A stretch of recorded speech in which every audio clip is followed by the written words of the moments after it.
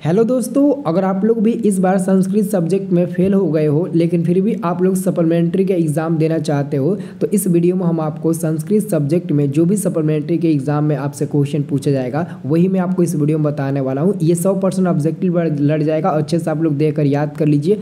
आप लोगों ने बहुत गलती किया। अगर पहले आप लोगों ने मेरा वीडियो देखा होता ना तो आज आप लोग संस्कृत में फेल नहीं हुए होते, क्योंकि मेरे देखा हुआ वीडियो ना हर लड़का 90, 98, 97, 94, 92 ऐसे ही करके नंबर लाया है संस्कृत में। ठीक है, क्योंकि बहुत इजी भी प्रश्न पूछा था। लेकिन खैर छोड़िए, मैं आपको 100% तैयारी करा देता हूँ। 80+ आपका नंबर आ जाएगा। ठीक है ना, तो अच्छे से देख लीजिए। ये सारा क्वेश्चन आपके एग्जाम में पूछा जाएगा। ठीक है, तो चलिए पहला नंबर क्वेश्चन देखते हैं।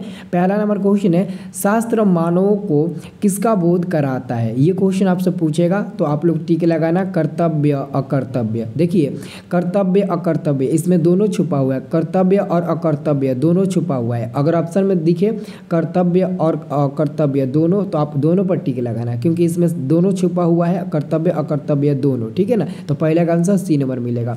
अगला हमारा क्वेश्चन है, वेर से वेर का समन क्या है। तो वेर से वेर का समन होता है असंभव। दूसरा नंबर क्वेश्चन का आंसर हो जाएगा असंभव। ठीक है ना, आप लोग टिक लगाना असंभव बी नंबर पर। ये क्वेश्चन पूछेगा तो आप लोग टिक लगा देना। ओके, अब देखिए अगला क्वेश्चन है, नदियाँ नाम और रूप छोड़कर किसमें मिलती है। ये क्वेश्चन का आंसर बहुत लोग गलती टिक लगाकर चले आते हैं, जिसके चलते वो मतलब अच्छे नंबर नहीं उठा पाते हैं। तो आप लोग 80+ नंबर उठाना। ठीक है ना, मैं तैयारी आपको ज़बरदस्त तरीके से करा देता हूँ। ठीक है, और चैनल को सब्सक्राइब करके रखिएगा, क्योंकि जो विषय में आपका जो क्रॉस लगा है, यानी कि जिस विषय में आप फेल हुए ना, मैं वो विषय का तैयारी करा दूंगा। तो सब लोग सब्सक्राइब करके रखिएगा। मैं आपको एग्जाम के दिन भी आपको हेल्प करूँगा। ठीक है ना, तो नदियाँ नाम और रूप को छोड़कर किस में मिलती है, तो समुद्र में मिलती है। आंसर हो जाएगा तीसरा का ए नंबर मिल जाएगा।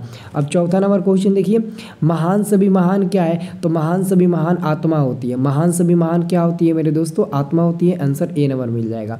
अगला क्वेश्चन आपका है, विजय किसकी नहीं होती है। तो जो असत्य की राह पर चलता है ना, उसकी विजय कभी नहीं होती है। तो असत्य की विजय कभी होती ही नहीं है। आंसर आपका बी नंबर सही जवाब होगा। अगला क्वेश्चन है, स्वामी दयानंद का जन्म कब हुआ था। तो स्वामी दयानंद का जन्म 1824 ईस्वी में हुआ था। अगर क्वेश्चन पूछ देगा कि इनका जन्म कहाँ हुआ था, तो आप बता देना गुजरात में हुआ था। कहाँ पर हुआ था, गुजरात में हुआ था। आप लोग बता देना गुजरात में इनका जन्म हुआ था। और किस गांव में हुआ था, तो गांव का नाम है टंकरा। टंकरा है। ठीक है ना, टंकरा नहीं, टंकरा ही है, टंकरा। ठीक है ना, तो टंकरा नामक गांव में इनका जन्म हुआ था। गुजरात के टंकरा नामक गांव में ना स्वामी दयानंद का जन्म हुआ था। और स्वामी दयानंद को हम लोग स्वामी दयानंद सरस्वती के नाम से जानते हैं। और इनका बचपन का नाम होता है मूल शंकर, जो कि एग्जाम में कई बार पूछा भी जाता है। तो ये भी आप लोग याद रखना। अगला क्वेश्चन आपका है 7 नंबर। ये क्वेश्चन है, अंतिम शिक्षा संस्कार का नाम क्या है। तो अंतिम शिक्षा संस्कार का नाम होता है समापवर्तन संस्कार, जिसको हम लोग विवाह संस्कार भी बोलते हैं। आंसर आपका बी नंबर मिल जाएगा। अगला क्वेश्चन है, यह संपूर्ण संसार किसके द्वारा अनुशासित है। तो परमात्मा के द्वारा। आत्मा नहीं, गलती हो जाएगा। संपूर्ण संसार परमात्मा के द्वारा अनुशासित है। अगर क्वेश्चन कहेगा सूक्ष्म तथा महान से भी महान क्या है, तब आप लोग आत्मा बताना। बट यहाँ पर आप लोग का आंसर होगा बी नंबर, परमात्मा हो जाएगा। ठीक है, अब देखिए अगला क्वेश्चन आपका है, अगला क्वेश्चन है, शास्त्र किसके लिए कर्तव्य और अकर्तव्य का विधान करते हैं। तो मानवों के लिए, यानी कि शास्त्र मनुष्य के लिए कर्तव्य और अकर्तव्य का बोध यानी कि विद्यमान करते हैं। अब देखिए अगला क्वेश्चन है आपका 10 नंबर, कि प्राचीन काल में शिष्य को क्या कहते थे। प्राचीन काल में शिष्य को ना ब्रह्मचारी के नाम से जानते थे। आंसर आपका मिल जाएगा बी नंबर, ब्रह्मचारी के नाम से जानते थे। अगला क्वेश्चन है, पटना का इतिहास पुराना है। तो पटना का इतिहास 2500 वर्ष पुराना है। बहुत लोग 2000 पर टिक लगाते हैं, गलत हो जाएगा। 2500 वर्ष पर टिक लगाना है, क्योंकि मैं बताता हूँ 100% लड़ने वाला ही क्वेश्चन, और गलत तो बताएंगे ही नहीं आपको। ठीक है, तो इसे अच्छे से याद रखना। अब देखिए अगला क्वेश्चन आपका है, कुटिनितम काव्य के कवि कौन है। ये 100% क्वेश्चन आएगा। ये अभी लिख देता हूँ मैं, क्वेश्चन ये आएगा, कुटिनितम काव्य के कवि कौन है। तो दामोदर गुप्त पर टिक लगाना, दामोदर गुप्त पर। अगर पूछेगा काव्य मीमांसा के कवि कौन है, तो आप बता देना राजशेखर। लेकिन कुटिनितम काव्य के कवि कौन होंगे, दामोदर गुप्त जी होंगे। ऑप्शन नंबर बी हो जाएगा। इसे आप लोग रट लीजिए। अगला आपका क्वेश्चन है, यूनान का राजदूत कौन था। मेगास्थनीज था, मेगास्थनीज। ऑप्शन नंबर सी हो जाएगा। यूनान का राजदूत कौन कौन था? मेगास्थनीज था। ऑप्शन नंबर सी हो जाएगा, यूनान का राजदूत मेगास्थनीज था। ठीक है ना। मैं जो भी वीडियो आपको अपलोड करूँगा ना, मैं आपको ना कम से कम 10-12 वीडियो अपलोड करूँगा। 10-12 वीडियो देख लेना, संस्कृत एकदम फर्स्ट क्लास निकल जाएगा। सब्जेक्टिव भी बता देंगे, लेटर भी बता देंगे, सब बता देंगे। ठीक है ना। लेकिन वीडियो आप लोग लाइन बाई लाइन देख लेना सब। ठीक है। अब देखिए 14 नंबर क्वेश्चन, राजशेखर की रचना कौन सी है? तो मैंने अभी बताना, काव्य मीमांसा राजशेखर की रचना हो जाएगा, यानी कि आंसर ए नंबर हो जाएगा 14 का। 15 नंबर क्वेश्चन देखिए, कुमेदी महोत्सव किस ऋतु में मनाया जाता था? तो शरद ऋतु में मनाया जाता था। आंसर हो जाएगा शरद ऋतु, यानी कि गुप्त शासन काल में, गुप्त शासन काल यानी कि शरद ऋतु में। आंसर आपका डी नंबर सही जवाब होगा। अगला क्वेश्चन है, स्वर्णमय पात्र से किसका मुंह ढका हुआ है? तो सत्य का मुंह ढका हुआ है। ऑप्शन नंबर बी हो जाएगा, सत्य का मुंह ढका हुआ है। अगला क्वेश्चन आपका है, अगला क्वेश्चन देखिए, अगला क्वेश्चन आपका है 17 नंबर। ये क्वेश्चन है, पटना में हमेशा युद्ध, आग और बाढ़ से भय रहेगा, यह किसने कहा था? तो भगवान बुद्ध ने भविष्यवाणी किया था। भगवान बुद्ध ने ही कहा था कि पटना हमेशा युद्ध, आग और बाढ़ से भयभीत रहेगा। ये क्वेश्चन याद रखना। अगला क्वेश्चन है, तरकियते यस्मीने गृहम अग्नि नोड़ते किस आलसी की उक्ति है? यानी कि किसने कहा था कि लगता है कि इस घर में आग लगी हुई है? तो दूसरे आलसी ने कहा था, द्वितीय आलसी ने कहा था कि इस घर में लगता है आग लगी हुई है। पहले आलसी ने कहा था अरे ये कैसा शोरगुल हो रहा है। तो दूसरे आलसी ने कहा कि लगता है इस घर में आग लगी हुई है। तो आग को गृह और अग्नि बोलते हैं ना, घर को मतलब कि गृह और अग्नि को आग बोलते हैं ना। तो दूसरे ने कहा कि इस घर में लगता है कि आग लगी हुई है। तो तीसरे ने कहा कि कोई मतलब कि भीगू मतलब तीसरे ने कहा कोई ऐसी धार्मिक नहीं है जो कोई भीगे हुए मतलब कपड़े से ढक दे उसे। और चौथे ने कहा अरे बचला तुम क्यों इतना हल्ला करते हो, चुपचाप क्यों नहीं रहते हो। ठीक है। अब देखिए अगला क्वेश्चन है, मधुरा विजय नामक किसकी रचना है? तो देखिए गंगा देवी ने 14वीं शताब्दी में अपने लेख में मथुरा विजय नामक काव्य की रचना किया था। गंगा देवी ने किया था। आंसर आपका सी नंबर होगा। अगला क्वेश्चन है, विशाल संस्कृत साहित्य किसके द्वारा संवर्णित है? तो कवि और शास्त्रकारों दोनों के द्वारा, यानी कि जो संस्कृत साहित्य है वो कवि और शास्त्रकारों दोनों के द्वारा चलता है। तो आंसर आपका 20 का सी नंबर मिल जाएगा। 21 नंबर आपका क्वेश्चन है, सब याद कर लेना, आपका पक्का निकल जाएगा संस्कृत। ठीक है ना। अब देखिए 21 नंबर क्वेश्चन है, हम सबों में भारतवर्ष के प्रति क्या होनी चाहिए? तो देशभक्ति होनी चाहिए, देवभक्ति नहीं, देशभक्ति। ऑप्शन नंबर डी होगा, क्योंकि अगर आप भारतीय हैं तो आपके अंदर देशभक्ति होनी चाहिए। ओके। अब देखिए अगला क्वेश्चन है, समापवर्तन संस्कार का मुख्य उद्देश्य क्या है? तो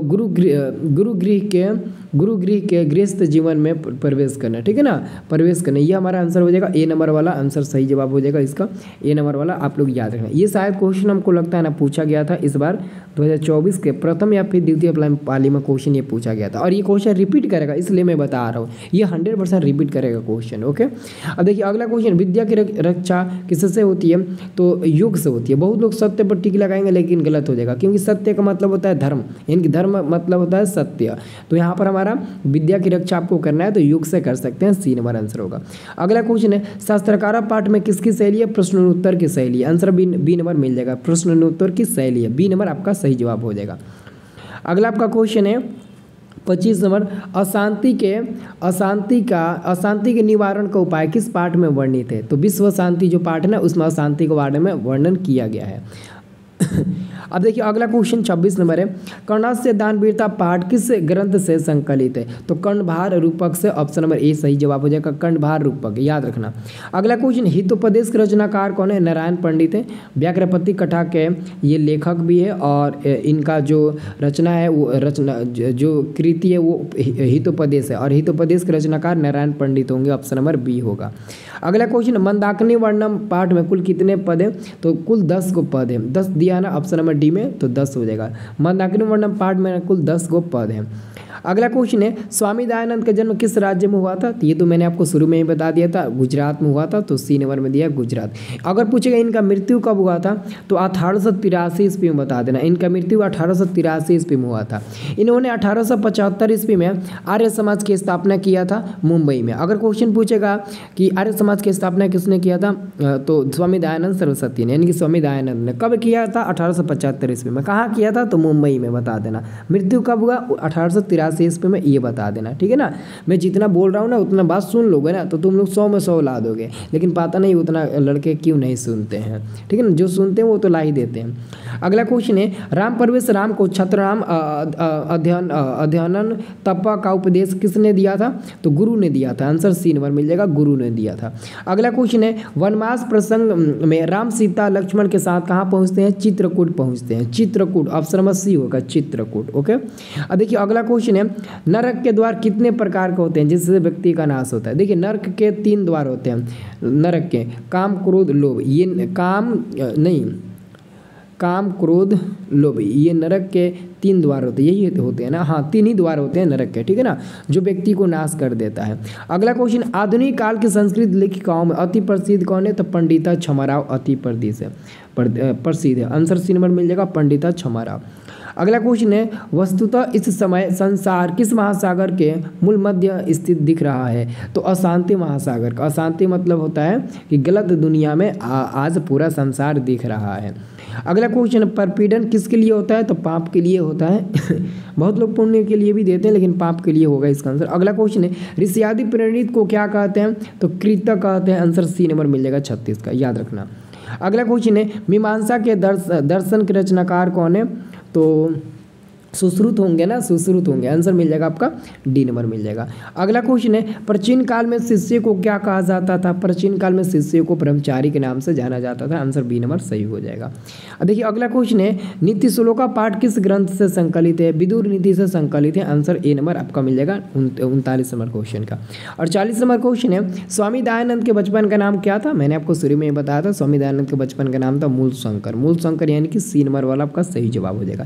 तो ये 40 प्रश्नों को आप लोग रट जाइए, और भी आपको वीडियो दे देते हैं, 4 5 6 7 8 को वीडियो दे देंगे ना, तो आपका संस्कृत बहुत मस्त निकल जाएगा, 80+ नंबर आ जाएगा, ठीक है ना। तो सब लोग चैनल को सब्सक्राइब करके रखिएगा, आपको तभी ना वीडियो मिलेगा, नोटिफिकेशन कैसे मिलेगा, ठीक है ना। और सब लोग ना इस चैनल का नाम याद रखिएगा, स्टडी प्लस। ओके।